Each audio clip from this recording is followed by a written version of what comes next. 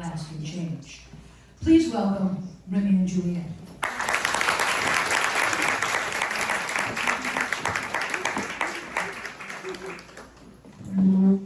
I just have to say thank you for everyone that put this together.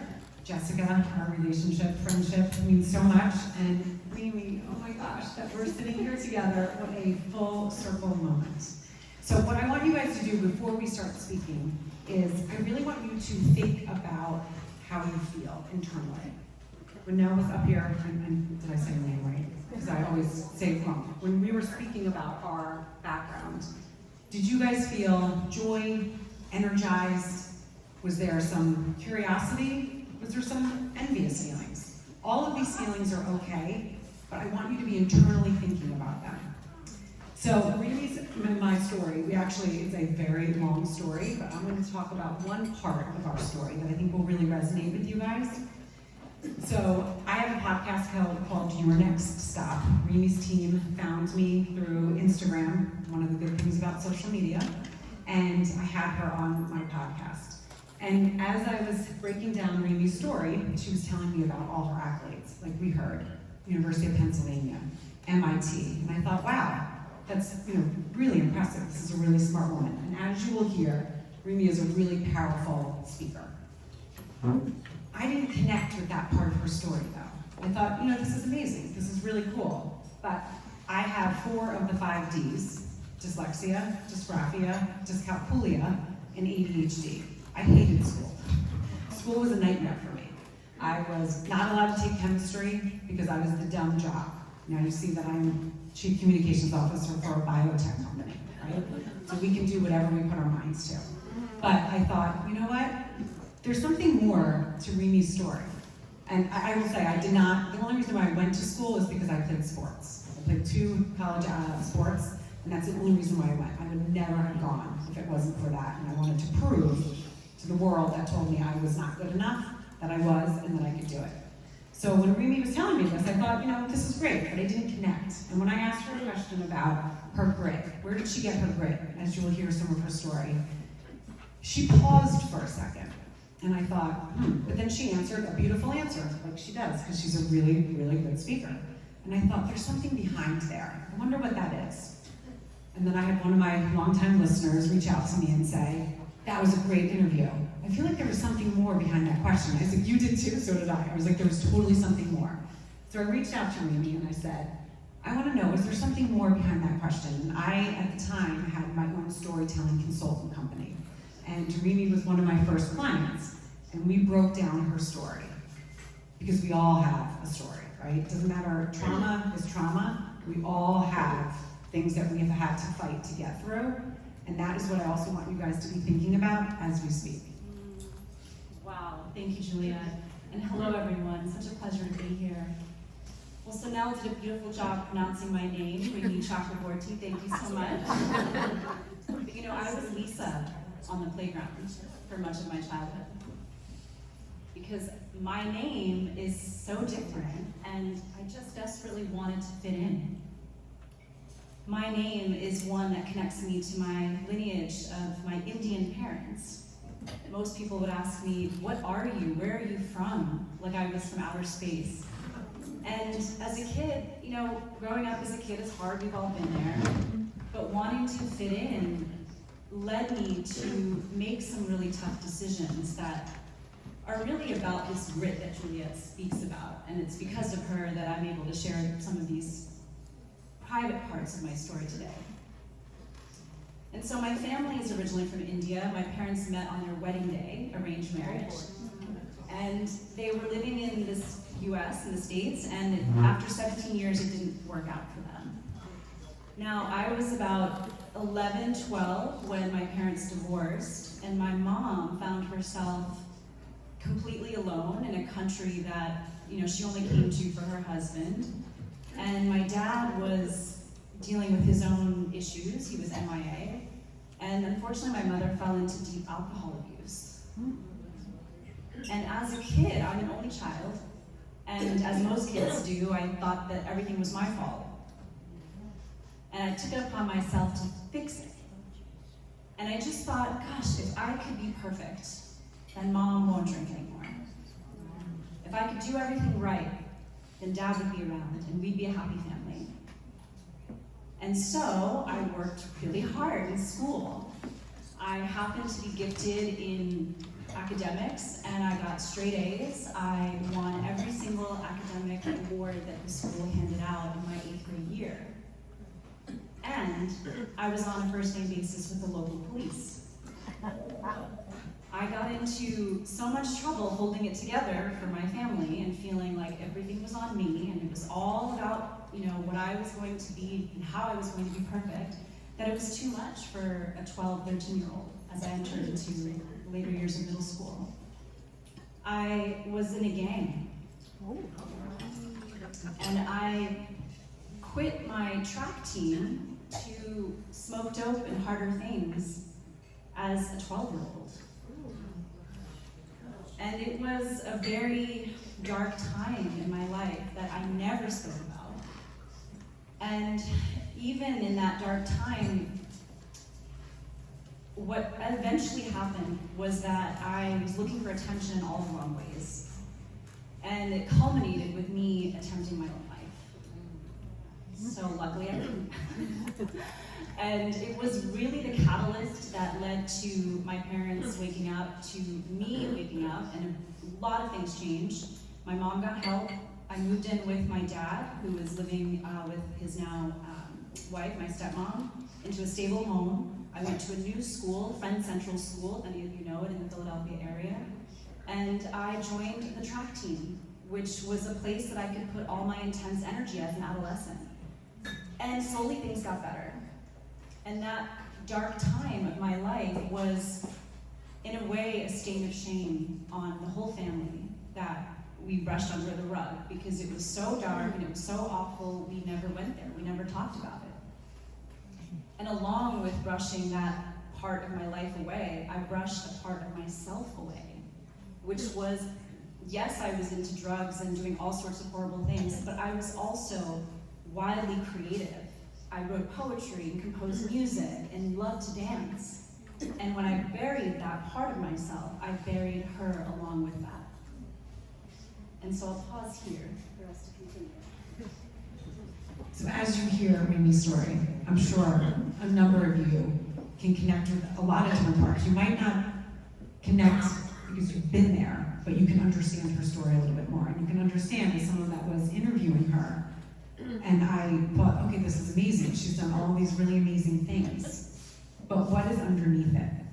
So this is the thing that's really important for all of us as humans, to connect with all parts of ourselves, to really think, to be so self-aware. As Rimi said, there's things that she buried.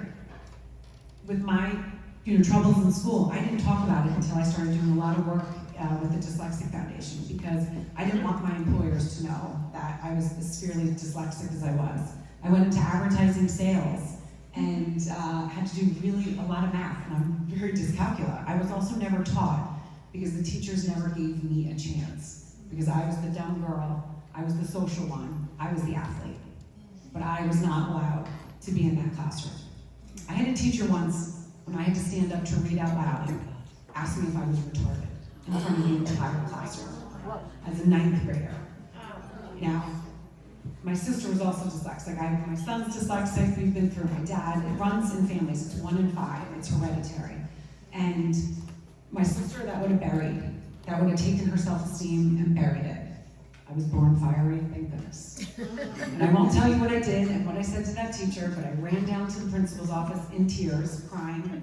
I told him what I did, and he said, "Why would you do that?" And I said, "Because she called me retarded. Why would she do that?" My mom was called. My mom was a single mom as well, and raising 5 kids. My dad was around, but they were not together, and I didn't want to get in trouble. I didn't want my mom. My mom would have been a nun if she didn't have us all. God bless her. She did not curse. She did not do anything wrong. She was a kindergarten teacher, and she looked at me and said, I don't like what you said to the teacher, but you never let anyone make you feel less than." And that's the kid, that's the adult, that's the person I am. And I am 51 years old. I am the Chief Communications Officer for a biotech company. I talk to the smartest doctors. I talk to the government. I am in rooms. I'm sitting at tables with people that I never really thought I would because of my education, because of how I learned. So if I can do it, anyone can do things. 51, I started a new career at 49 years old. My kids got to see, Mom, what are you doing now? This is what I'm doing, because I stayed curious, because I believe in myself, and I said yes to things that I was like, oh, I don't know, this is really uncomfortable. But I know I can learn, because I know what I am capable, because I'm self-aware, because I have done the work, I know what I can do, and every single one of you sitting out there can do it too. You can also share it with people that you love. I tell my kids all the time, they're like, I don't know if I can do it. I'm like, guys, I'm too communications officer for a biotech company. You can do anything you put your mind to. Well, so on that theme of being able to do what we choose and co-creating our reality, let's fast forward now. I'm in my 20s. I graduated magna cum laude from the University of Pennsylvania. I don't remember my GPA, but it was magna cum laude, whatever that is today. And I ended up working on Wall Street. And I worked my way to manager. I was the youngest manager at AIG Environmental at the age of 26, and they moved me from New York City to Boston. I climbed my way to the top, and then I decided, all right, there's another mountain to climb. Let me go get my MBA. I ended up getting into MIT Sloan. Then I was on that mountain. I graduated from MIT Sloan, an incredible time. I'm actually going to one of the reasons I flew in from the Azores, which we'll get to, is that I have my 15-year reunion for business school coming up next week. But after business school, I worked in management consulting. And again, it was another mountain to climb. And I identified what did I need to do to get to the top, and I got there. Just like I did when I was in the recovery of that dark time being perfect. And that being perfect meant that I got promoted, I got bonuses, I was doing great, I became senior vice president. I was the only woman in my company that wasn't the secretary. And so that was a huge opportunity and a huge role that I got to play as a mentor as we started hiring other women. But deep down, I felt like something was missing. I felt like no matter where I went, there was always another mountain to climb. There was always something else that was out there that was gonna make me happy, or that was gonna make me feel enough, or that was going to make me feel like I could be. And I finally started listening to what my body, behavior, and mind were telling me. So meaning, I kept getting these infections. I kept getting UTIs. It was something that came up for me once a month. And I couldn't figure it out. You know, I was on antibiotics all the time. I was constantly popping pills. The doctor's attendants knew me by my voice when I called. And they just kept prescribing antibiotics and treating the symptom and not the cause. Meanwhile, I was working both ends of the candle. I was getting up, you know, I didn't have breakfast. I would get into the car, I would have coffee and drive while at a conference call. Then I would be in networking meetings. Then I would have my lunch in front of my desk. Then I would head out in the afternoon for another series of networking meetings. I would usually skip dinner. So this was being on the top. This was making it. This was being senior vice president at a prestigious management consulting firm. And I started to feel like, what am I doing all of this for? What's the point? And it was because of my yoga practice. So you heard of my bio. Yoga is one of my identities as a guide and a teacher. And I was a student I've been a student for 25 years. And it was in that practice where I got to have space between the voice that said, you've gotta be more, you've gotta do this now, you're not there yet, you're not enough. There was space between that and what I recognize is simply the need to be loved. And so when I started deepening into that space, I realized that I was feeling purposeless. So my body was showing me the signs, my emotions were showing me this lack of purpose. And then there was this realization that I was chasing someone else's dream. That all of this that I was doing, this need to be perfect, this straight A student, this being on the top of whatever that top meant, it wasn't mine. In the sense that, sure, it led me to where I am today, and sure, I'm grateful for working hard and making it, but I wasn't living authentically. And what I mean by living authentically is living aligned with your values.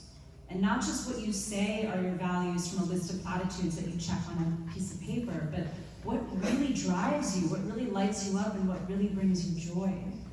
And for me, a lot of it was making a difference. And I started to, as I gained seniority in my company, I started to realize that we were just making a buck. It was all about whatever we did last year, 15% more. It was all about the ROI, the return on investment. And I wondered, hey, what about ROL? What about return on life? Because what am I doing this for? And that's what led me to the next part of my story.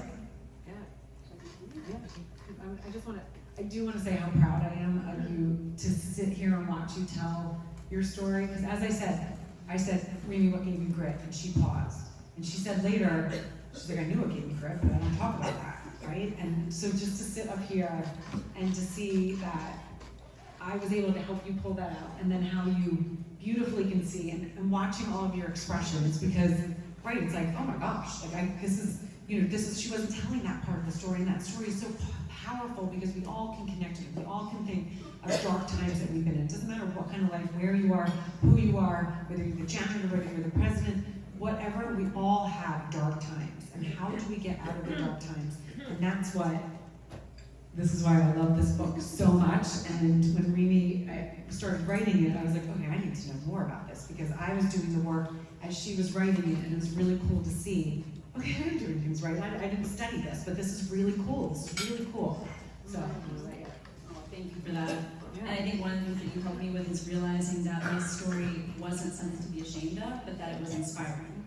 Because I did feel, when I told people my accolades, I saw the rolling of the eyes. I felt the disconnect. And many people, for whatever reason, wouldn't connect because I'm able to share the whole story. That's... yeah, can I say one more thing? And one of the things that I think is really important for all of you to think about, because I've done stuff on social media, I've done things, and I remember Rimi, saying that it's not about me, and my story is not about me either. It's about who we can help when we can tell our story. So when I would get clients, I'm like, well, I don't want to go and talk about it because I sound like that's ego. No, it's not ego. Unless you have an issue with ego, then it's ego. But if it's coming from the heart and you're telling your story so you can connect with someone else, so someone else can actually heal because of your own story, that's why I always say stories connect us, and I think it's really important for all of us to think about that. What can your story do to help someone else? So I had realized that I wasn't living my values, so then what was I going to do about it? So in 2015, I had met him a few years earlier, but I had met an Azorean man from a group of islands called the Azores. Has anyone heard of them or been to them? Okay, wonderful. So I hadn't, and we ended up getting married there back in 2013, and that led to us deciding to create a business based on our values. So we started a lodge and learning center, which is all about elevating consciousness. And what we did was a book in itself, and I won't get into all the details, but we developed the business around what was important to us. So living authentically, being able to prioritize health and well-being, that's a huge focus of our business. And we bought a property that was abandoned. It was a villa from the 19th century, needed a ton of work. And long story short, everything went wrong. Everything that could have possibly gone wrong went wrong. And I was suddenly faced with the parts of myself that I had buried all those years. And it was coming in the form of this really loud inner critic that was basically saying something along the lines of, you just gave up a partner track job to run a bed and breakfast and it's gonna flop? What were you thinking? Is anyone gonna hire you again? All these kinds of tracks that maybe you can relate to. Maybe your track is a little bit different depending on what it says, but it has that flavor. Maybe you call it your inner saboteur, or maybe you call it your imposter. But what happened was that I was finally able to, again, with that practice of, mostly through yoga for me, but creating space around that voice, to one, recognize that if I could hear the voice, if I could identify the voice, like a track that you hear on the radio, there's that song again, then I wasn't that voice.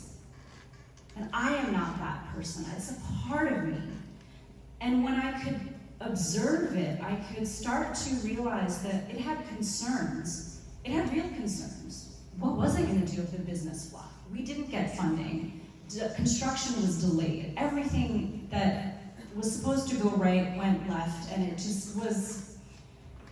was a disaster in the beginning, and I felt like giving up, and it was an incredible strain on our marriage because I thought to my husband, what have you gotten me into? But I started finally interacting with this voice instead of ignoring or compartmentalizing or numbing it, which is what some of us do as a survival mechanism. But I started to actually interact with this part, asking what did it need and what were its concerns. And this part was afraid that I would mess up.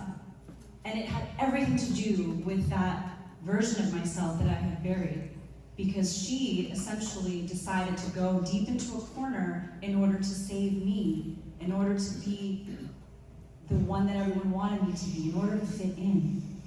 But when I started interacting with this critic, with this saboteur, it just wanted to keep me safe. And I bet you those voices that you hear in your head, or in your heart, or in your belly, are also just trying to keep you safe. And so what I did was, I worked with it I literally journaled. That was very helpful. Journaling and automatic writing and inviting that part in and being able to personify it, to see it, to where is it, to visualize her, etc. And I worked with this part to come up with an exit strategy. What if everything went wrong? Okay, we're gonna do this, and then this, and then this. Okay, what if this happens? All right, here's what we would do. So I put the time to address the concerns of this part that had real fears. And then, guess what? This inner critic, this saboteur, became an ally. It became my right-hand woman on all the things that I need to prepare for so that I could be courageous, so that I could do what I set out to do, so that I could climb any mountain, and that I could fly. And so we started our business. We opened in 2017. It was after all those challenges. It was a huge success. We had the most amazing people. We continue to have amazing people. And it led me to the next phase of my career, which was then taking the lessons I learned and living in line with my values, listening to my inner critic, embracing my whole self, that then led me to write Beyond Resilience to Root-Zillions. So beyond resilience to root-zillions. So root-zillions is a new word. So I co-authored this with my colleague Samantha Anderson, and she was a guest. She came with her husband on vacation and stayed at our place in the Azores. And we decided that we would run a retreat together. It was 2020. And so the retreat didn't happen. She's a functional medicine health coach, and I'm also a leadership coach and yoga teacher. So we decided to make an online course that ended up being so wildly impactful to the various groups that we ran that course with in 2020 and 2021 that we decided to write a book based on that course. And so the book is, what do you do and how do you recognize your unique signs of going out of balance? And so maybe it's the voice in your head. Maybe it's the chronic headaches, or maybe it's the stomach upset that happens when you push yourself too much. Or maybe it's, whatever it might be that is your unique sign, because there's no magic pill to take us to nirvana. There's a constant recalibration of where are you going, and are you in balance? And I go a little off here, and let me bring myself back. Let me go here, let me bring myself back. And this is the framework that for the first time gives you a tool to know how to recognize your unique signs and then what to do about it. Specifically, the foods, there's recipes in this book, there's food ideas, as well as mind-body practices and leadership exercises. And when I say leader, I want to define this. So leader is anyone who is shining her light. So you can be leading in your community. You can be leading in your family, but shining your light is leading so that you're not getting in the way of this sacred light that lives within you. And that kind of leadership is leadership that inspires, that lights us up. And so when I say leadership exercises are things like how to set boundaries in a way that honors you to know what is your yes and what is your no. And not just from here, but in here. Leadership exercises that help you to speak your truth, that are about connecting with your authentic voice rather than people-pleasing. Because women are way more likely to get into people-pleasing than men. And the stress response is fight, flight, freeze, or fawn. Fawn is people-pleasing. And women are more likely than men to be affected by anxiety, by dementia, and 90% of thyroid diseases are women. And one of the unique things about this book is it connects health issues to the chakra system, which is the ancient Sanskrit system that is the same system that gave rise to yoga and meditation. And we put thyroid issues in the throat chakra. It's all about communication, and no wonder so many women suffer from this challenge when we are told to be nice, to fit in, and to say what everyone wants to hear. But you don't need to be too much to say what you want to say. And there is no such thing as too much. And so let me pause there to see if there's any. So I just want to say, one of the things that I love about this is that it's almost like a handbook. So as I said, I was going kind of through my own self journey, staying home with my kids, and then starting this new career, starting a podcast, because I was like, what's next? What's next? And this is a beautiful handbook. Do we want to do questions? Yeah, that'd be great. I'm gonna, excuse me. If you all use Hey everyone, we have a couple of minutes for any questions. We're going to just have our speaker move to this podium so we can share the microphone. Questions for our speakers? We have about 10 minutes before our book signing. Anyone? Yes. Here's the phone. What will you do together now that you found each other? That's just such a good duo. What's your next project? It's so funny, when I was looking at Rimi, I was thinking, okay, I feel like this is going to be more. This is not just going to be this. We no idea. I mean, I got to go to the Azores for my 50th, where my family and she got to meet my kids, my husband, and it was such a beautiful thing. And so when Rimi she actually asked me to come because Jessica found Rimi because I posted something about the book on Facebook. And she was like, what's this? And I said, oh wait, you're gonna love this woman. You're gonna love her. And that's how they connected. And then Rimi was speaking, and Rimi said, I know it's like far, but would you come and join me on stage? And I was like, absolutely, are you kidding? I wouldn't, so I don't know. Yeah. If you guys have any ideas, we would love to hear. Join the present day club. I have another question. Several years ago, there was a book called Men Are From Mars, Women Are From Venus. Is your book for both Venus and Mars? Thank you for that question. Thank you. So the book is for is this on? Yes. So the book is really for everyone because it's a holistic framework for shining your light. It's a holistic framework for leadership. We chose to focus on women first because two reasons. One, there are significant health differences. For example, women's brains, we have more neurons firing at any given time, about 30% than men, which makes us more empathetic. It makes us more prone to collaborate versus conflict, but it also was part of the reason why we're more prone to anxiety and such. And we reference some of this information in the book to point to the fact that women need more than just push harder and go further and be more, which is what resilience is about.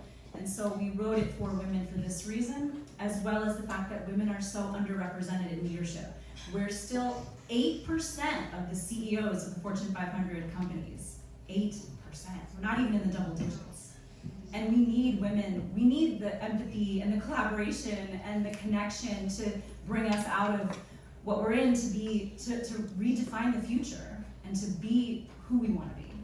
And so, with that being said, the book is applicable and the framework is applicable to anyone that simply wants to look at what Ariana Huffington calls the third metric. So the third metric being, rest and thriving, not just pushing harder. It's a great question. Thank you. Any other questions?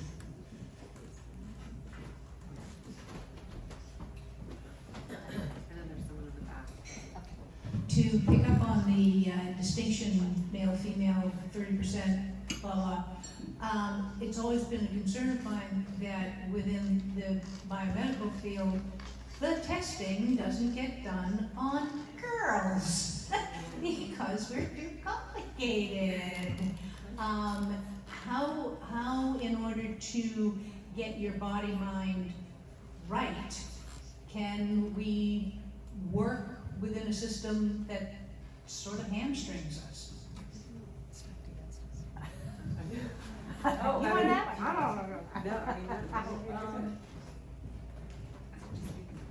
Yeah, well, I think that, it's a really great point, because when we looked for studies, there weren't many that focused on women, so it was hard to make apples to apples comparisons in our book preparation and research. But I would say that there are studies now, because that's been pointed out, there are studies that are just happening today. Some of them take 10 to 20 years to be considered scientifically relevant, but we're in process. But also I think it's trusting our inner voice and our intuition and knowing what we know to be true. We were talking about this at lunch, that Juliet, because of her dyslexia and the 4Ds, she's got a high self-awareness, which is so important to knowing, well, I don't need to listen to someone else tell me what's right or wrong with me. I can look within myself. And it's kind of like chasing someone else's dream or being on another mountain. It's, well, what is important to you and how do you know what's right? Can you start to trust your intuition around saying yes to certain social engagements, even if it's during a busy week, or what foods work for your body, and simply paying attention outside of any prescribed regimen, which can be supportive, but again, you are the only one that knows your body. You are the owner of your body. No one else is. To be your own self-advocate. Like, it is so important, anything you do to be your own self-advocate. Just because a doctor or education is telling you something, if something doesn't feel right, and that's why we wanted to do that in the beginning, kind of feel what it's feeling. If you feel like something's not right, ask. And just because you're like, okay, they went to school, or they're smarter, or they studied this, if it doesn't feel right inside of you, don't go just because blindly they said to do it. Ask questions. I can't tell you how many pediatricians' offices I've been kindly asked to leave because I asked too many questions. Not because I argued, because I asked too many questions. How many educators have said to me, ugh, and I'm like, well, you can't answer it, can you? So why am I going to do it? And why am I not going to fight you? If you can't give me the answer that I'm looking for, why? So being your own self-advocate is so important. Another question. I just have one question. Here? Okay, do you consider your book as a self-help book? Yeah, definitely. It's like having your own coach by your bedside. It's really meant to be a guide that takes you through.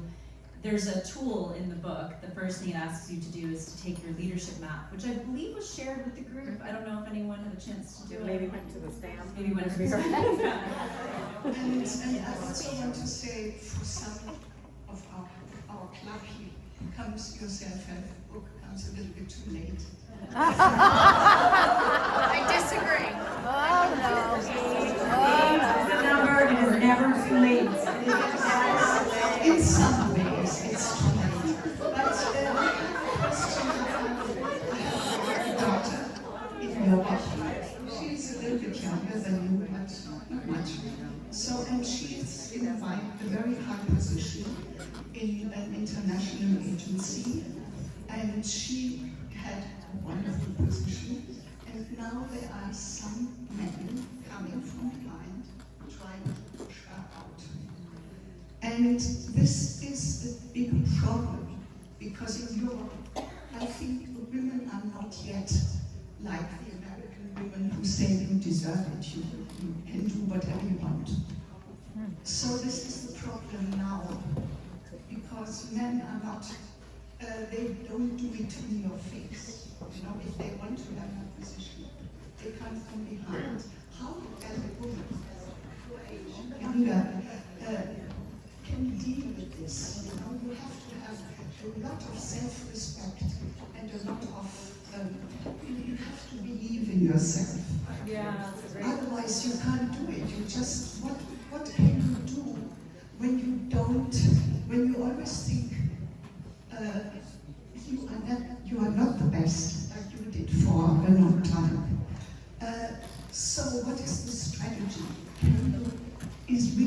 book be offended in this way?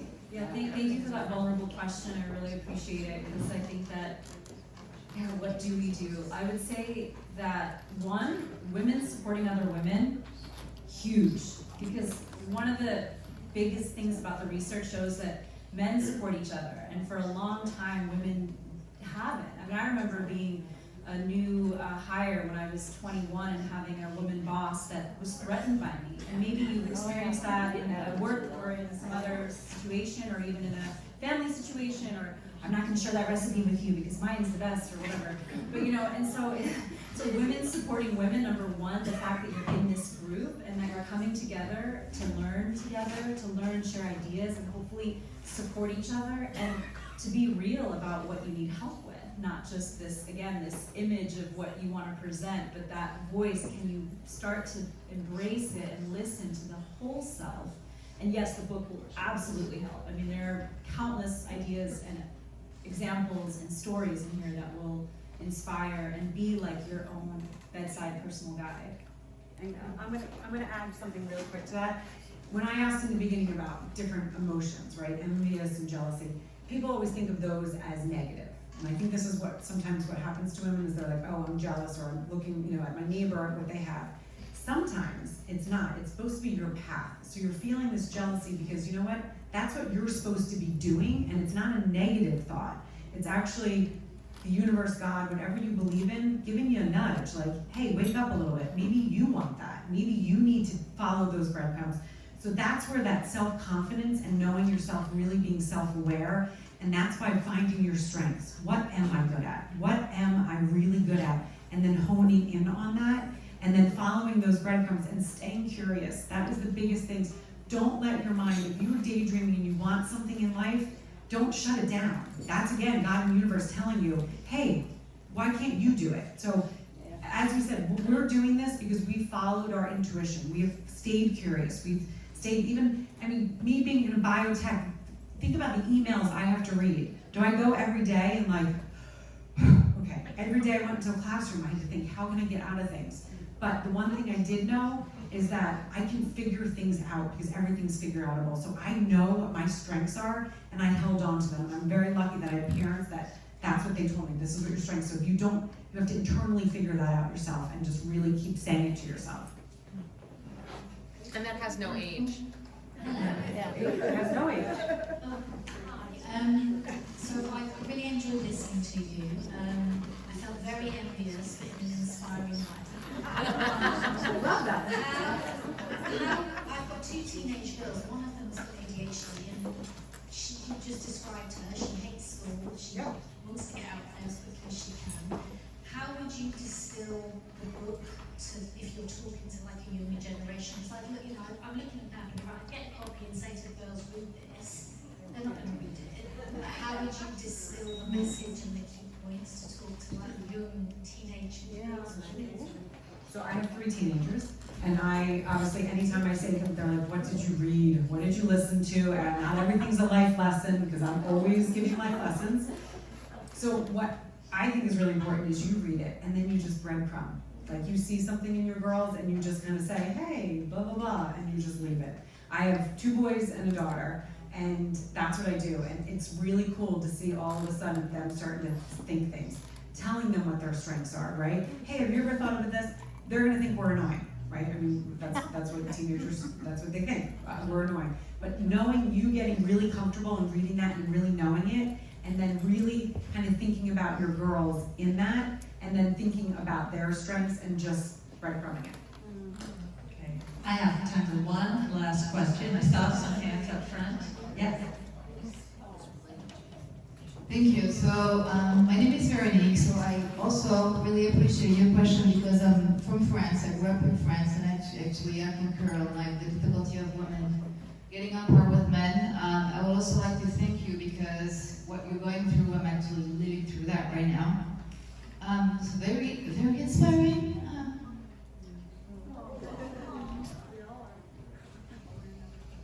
But I think vulnerability is also, big in terms of acknowledging it. But I'm just wondering, curious, you've seen both sides of the spectrum, climbing, the corporate ladder. I have too. You gone into a different direction. What is your biggest learning, and what is your guiding principle as you look ahead in your life? That's a great question. Thank you for sharing, and I send you what we say in Portugal, boas energias to support your journey, and it's a great question.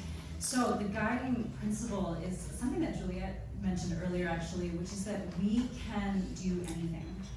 And I know that might sound like a platitude in some way, but this is what I realized, is that I can actually do anything. And I'm co-creating my life, meaning every thought I have, remember we have, well not remember, FYI, we have 80,000 thoughts a day on average, and many of them are repetitive, and many of them are negative because we have a negativity bias that is what kept us alive and, you know, avoiding the saber-toothed tiger, so to speak. But if we start to hear and recognize the tracks, there are usually a few, maybe like 5 to 8 messages that we get. And you can, if you first start to notice them, then you can change them. And that's like the core of what I do and how I live, and we can get into it further. But once you realize that it's your life, you're weaving your life, every thought, every word you speak, every time you say yes and you mean no, you're warping that. You're creating like knots in your reality.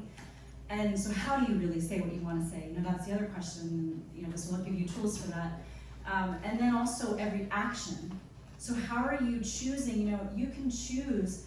We had an incident before I came here with an employee who did something really annoying and challenging and frustrating because I thought, oh gosh, I thought that we were past this. And we could choose to have a disciplinary action and create more conflict and ultimately more challenge for us because we're getting into our high season in our business and that would be a terrible time to let someone go.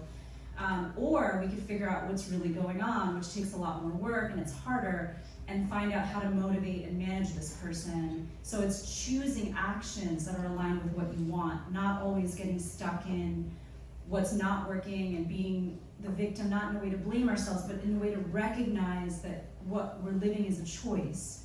And so the biggest takeaway is you are a co-creator of your life, and start to notice, what are you weaving? What are you weaving? And can I just, for one thing, Rimi touched on this, and so we Band-Aid as a society. We do it in healthcare, we do it in everything. If you're having these thoughts and feelings, what is underneath it? The relatability that we can all have with each other because of our own stories connect us, and really getting to the root of it. The root of it, if you go out and pull out, you know, a dandelion or weed, just take the top off, right? It's gonna grow. But if you take the root out, that's when you get to the bottom of something. So if you're having these thoughts and these feelings and going through it, you have to figure out why. And as we're older, we are, I mean, I've gotten so wise in my older age, but I realized I was really wise when I was younger. I just didn't have the ability or the space to do that because of life, right? Survival mode, whatever it was. But if we can get to the root of what the thought is and then go from underneath it and then build up, that's how we're gonna heal ourselves to then be better and then to be able to talk more to our kids, to other people, to be able to help them do the same. Rimi and Juliet, thank you so much.